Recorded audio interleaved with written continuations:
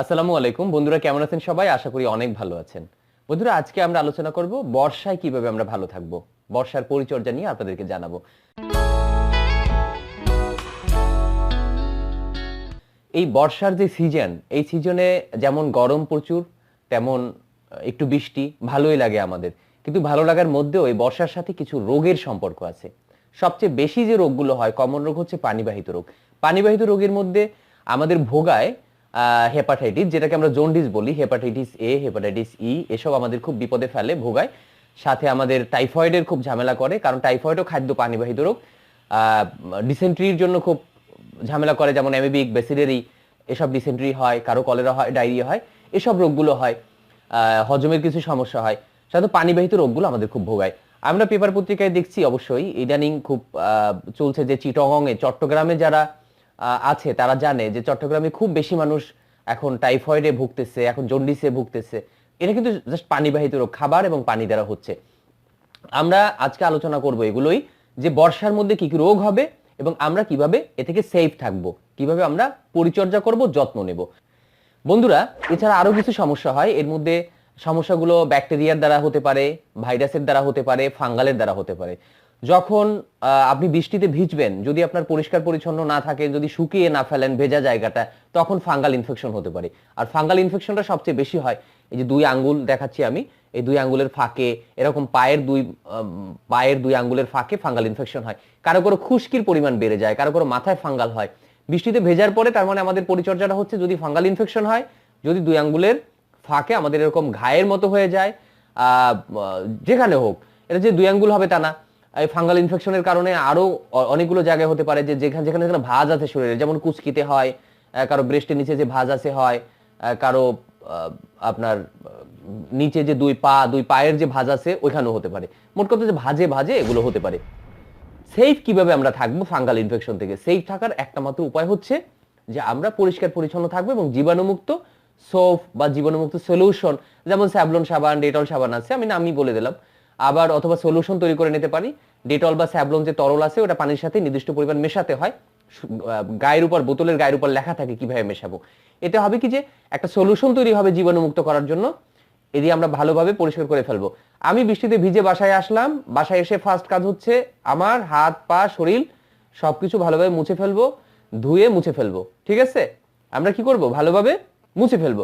মুছে ফেললে হবে কি, ফাঙ্গাল ইনফেকশন থেকে আমরা বাঁচবো। এরপরে এই বর্ষার সিজনে আরো কিছু রোগ হয়। ব্যাকটেরিয়া, ভাইরাসের কথা বলছিলাম, মনে আছে?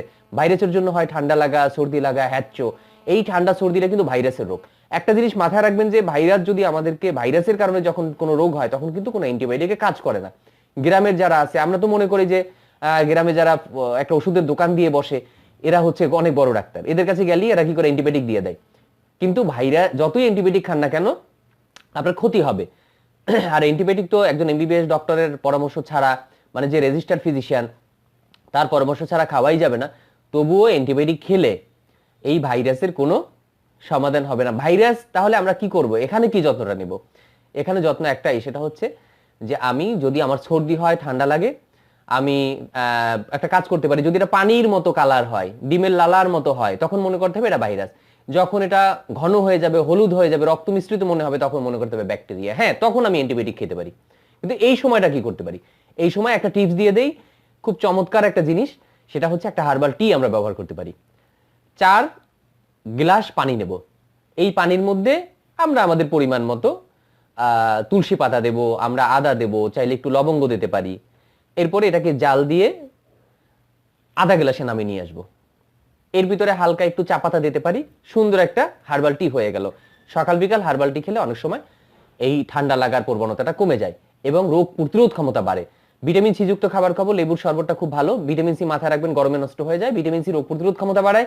যখন রোগ প্রতিরোধ ক্ষমতা আমার বাড়বে, তখন আমার এই রোগ থেকে আমি বাঁচবো। দেখবেন দুইটা বন্ধু একই সাথে আমরা কাজ করি, একজন ঠান্ডা লেগে গেছে, তার হাঁচি শুরু হয়ে গেছে, নাক থেকে সর্দি পড়ছে, আরেকজনের পড়ে নাই। কারণ কি? ওনার রোগ প্রতিরোধ ক্ষমতাটা বেশি। রোগ প্রতিরোধ ক্ষমতা বাড়ানোর উপায় কি? ভিটামিন সি বেশি বেশি খাওয়া, অ্যান্টিঅক্সিডেন্ট যুক্ত ফল খাওয়া। এটা আমরা আলাদাভাবে আরেকবার বলে দেব। যখন আমাদের এই সর্দিটা দেখবো যে আমরা ঘন হয়ে গেছে, হ্যাঁ, তখন আমরা ডক্টরের কাছে যেতে পারি। তুলসী পাতা খুব ভালো কাজ করে। হ্যাঁ, আপনি চা বানানোর মতো সময় নেই, 4-5টা তুলসী পাতা সকালে খান, রাত্রে খান, দুপুরে খান, মুখে দিয়ে চিবিয়ে চিবিয়ে খেয়ে ফেলেন। তুলসী পাতাও খুব ভালো একটা কাজ করে।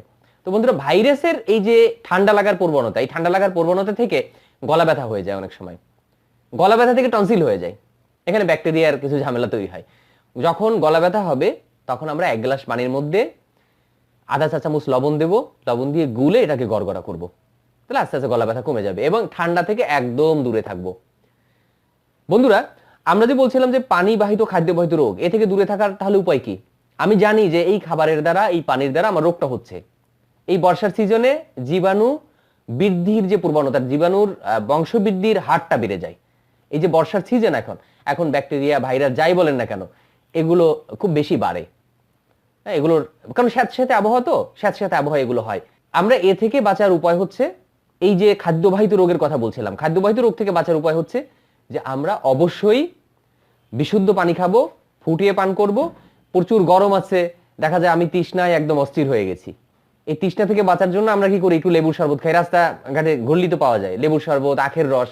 এই লেবুর শরবত, আখের রসগুলো খাবো না, হোক বিশুদ্ধ পানি দেওয়া, কিন্তু যে বরফটা দেয়, এই বরফটা আসলে বিশুদ্ধ পানি দিয়ে করা কিনা, এটা একটা ফ্যাক্টর। আমরা বাহিরের খাবারগুলো খাবো না, প্রয়োজন হলে বোতল পানি কিনে খাবো অথবা নিজের বাসায় ফুটিয়ে পানি পান করব। বাসায় ফুটিয়ে পানি পান করলে খাবার যদি বিশুদ্ধ হয়, কোনোভাবেই টাইফয়েড হবে না, জন্ডিস হবে না, এটা মাথায় রাখবেন। টাইফয়েড যদি একবার হয়েই যায়, ঝামেলা আছে কিন্তু। তো বন্ধুরা, আমরা মোটামুটি বুঝে ফেললাম যে আমাদের বর্ষায় কি কি হয়। আমরা আবার একটু আপনাদের মনে করিয়ে দিচ্ছি, বর্ষার মধ্যে কি হয়? চর্মরোগ, ওই যে ফাঙ্গাল ইনফেকশনটা হতে পারে, গলা ব্যথা হতে পারে, ঠান্ডা হতে পারে, হাঁচি হতে পারে, কারো টনসিলের সমস্যা হতে পারে, কারো এই যে টাইফয়েড হতে পারে, পেট খারাপের সমস্যা হতে পারে। যদি পেট খারাপের সমস্যা হয়, আমার আরো ভিডিও আছে, ভিডিওগুলো দেখে নিন। আমাশয়, ডিসেন্ট্রি, পাতলা পায়খানা হলে আমরা কি করবো? হ্যাঁ, প্রথম ফার্স্ট ট্রিটমেন্ট হচ্ছে প্রচুর আমরা স্যালাইন খাবো। আর একটা কমন সমস্যা গ্রামে, যারা গ্রামে ভিডিও দেখছেন তাদের জন্য অনুরোধ যে বাচ্চাদের প্রতি একটু খেয়াল রাখা। বাচ্চাদের খেয়াল রাখবেন এই কারণে যে খালি পায়ে হাঁটা, একটু বাথরুমটা দূরে থাকা, পার্সোনাল হাইজিন মেনটেন না করা। স্বাস্থ্যসম্মত বাথরুম যদি না থাকে, স্বাস্থ্যসম্মত স্যানিটেশন ব্যবস্থা যদি না থাকে, তখন এই ঝামেলাগুলো হয়। তো আমরা বাচ্চাদেরকে যেন খালি পায়ে না হাঁটে, এবং যখন বাথরুমে যাবে অবশ্যই সাবান দিয়ে ভালো করে হাত ধোয়া, খাবারের আগে সাবান দিয়ে ভালো করে হাত ধোয়া, বাথরুম দিয়ে আসার পরে সাবান দিয়ে হাত ধোয়া, খালি পায়ে গেলে ওই পায়ের নিচ থেকে, চামড়ার মধ্যে থেকেও কৃমির ডিমটা পেটের ভিতরে ঢুকে যেতে পারে, খাবারের দ্বারাও ঢুকে যেতে পারে। আর আমরা যে সালাদ খাবো, সবজি খাবো, এই সবজিগুলো ভালোভাবে ধুয়ে নেব। এর ভিতরে অনেক সময় এই বিভিন্ন জার্ম, জীবাণুগুলো থাকে, বিভিন্ন ব্যাকটেরিয়াগুলো থাকে, টাইফয়েডের ব্যাকটেরিয়া থাকতে পারে, যে আমাদের ডিসেন্ট্রি হয়, পাতলা পায়খানা, আমাশয় হয়, আর এর যে জীবাণু, এই জীবাণুটা থাকতে পারে। বাচ্চাদের অবশ্যই আমরা সেফ রাখবো কৃমি থেকে।